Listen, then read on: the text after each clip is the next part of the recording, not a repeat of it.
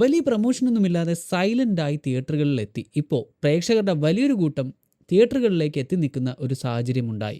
Officer on duty എന്ന ചിത്രത്തിനെ പറ്റിയാണ് പറയുന്നത്. കുഞ്ചാക്കോ ബോബനും പ്രിയാമണിയും കേന്ദ്ര കഥാപാത്രങ്ങളായി എത്തുന്ന ഈ സിനിമയുടെ ബോക്സ് ഓഫീസ് കളക്ഷനും ഇപ്പോൾ വർദ്ധിച്ചുകൊണ്ടിരിക്കുകയാണ്.